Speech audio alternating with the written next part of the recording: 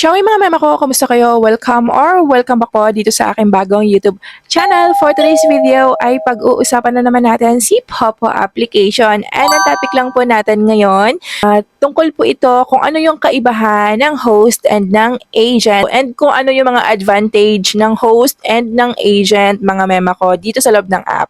Pero syempre bago tayo mag-start, make sure muna na nakasubscribe ka and naka-hit all the bell button ka para ma-notify ka every time po na may bago akong video na i-upload.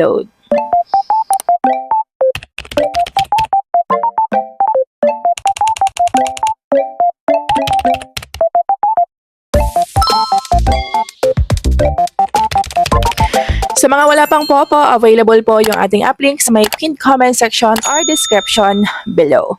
Okay, start na tayo. Okay, unahin muna natin yung host. Yung host mga mema ko, ito po yung kailangan natin dito ay active po tayo para magkaroon tayo ng income. So, ito yung tinatawag na active income.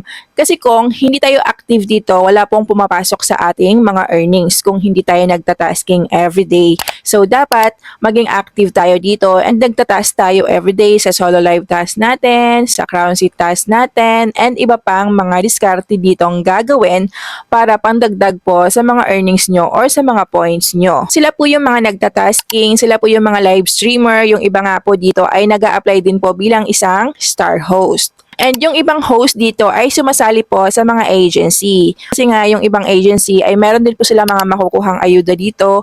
And yung iba naman ay nagsasarili na, naging independent na lang, hindi na sila sumasali. And kapag host tayo dito sa loob ng application, tayo po yung nagdadala ng account natin. Kung ayaw na nating gamitin yung account natin, okay lang. Kung ayaw nating mag-test, okay lang. Kasi nga, wala namang ibang user or mga ibang tao po na nakasalalay sa atin. So, sarili mo lang talaga yung iisipin mo dito kapag ikaw ay host.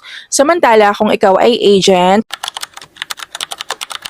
ito po yung tinatawag natin na may passive income ka dito. Kasi kahit po tulog kayo, meron pong mga pumapasok na mga komisyon dito. Galing po sa mga invite nyo ng mga sub-agents or di kaya po sa mga host nyo. Basta meron lang silang nare-receive na mga gift.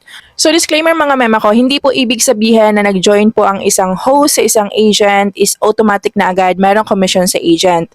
Nagkakaroon ng commission sa agent kapag meron pong nare-receive na gift yung isang host, okay? And depende po yan sa agency level ng isang agent and kung magkano po yung na-receive na gift ni host. Tapos, kung agent ka dito sa loob ng application, syempre, kailangan mong mag-assist or mag-guide sa mga host po na na-invite mo para mag-join sa agency mo. So, maraming tao po, maraming user or host po na nakasalalay sa'yo, lalo na kung malaki na po yung agency na binuo mo. Pero, ang kagandahan lang dito kapag agent ka is passive income nga po, lalo na kung malaki na po yung agency level mo. Nasa 20% commission ka na, so dito nga po pala sa Popo application mga mema ko, kung kayo nga po ay naghahanap ng murang mabibilhan ng coins para dito, para din po sa Tango, sa Bigo, sa Star Maker, sa Sugo application, and sa sobrang daming earning applications pa ngayon, alam nyo ba na si Kuko DP ay nagbebenta nga po ng sobrang mura lamang. Dito ay open po sila 24 hours and sobrang bilis lamang ng kanilang transaction. Paano nga ba kayo makakapunta sa kanilang shop? I-click nyo lang po yung link na nasa pinned comment section or description below and automatic na po kayong mapupunta dito sa kanilang shop. And good news ngayon mga mema ko dahil meron na po sila sa TikTok shop. So kung kayo mahilig bumili ng coins para po pang gift doon sa TikTok shop sa mga nagla-live, pwede kayong bumili dito kay Kuko DP dahil available na po sila. So i-click nyo lang po yung link na nasa pinned comment section or description below and automatic na po kayong mapupunta dito sa kanilang shop. Dito ay makikita nyo po agad yung sobrang daming mga live streaming applications and mga viral games na kinaaadikan ng mga gamers ngayon. So kung halimbawa nga po ay gusto nyo bumili ng coins para kay Popo, syempre i-click nyo lang yung application. Mag-enter lamang po kayo ng ID number nyo. Pumili lamang po kayo ng package na gusto nyo i-avail and mag-send payment lamang po kayo. Dito ay tumatanggap sila ng payment via GCash, PayMaya, KuCoin, bank transfer, and marami pang iba.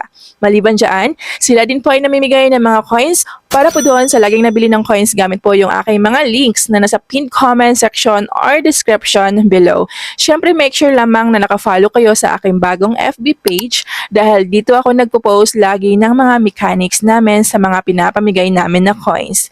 Yan lang muna for today's video. Thank you for watching. See you in my next one. Bye!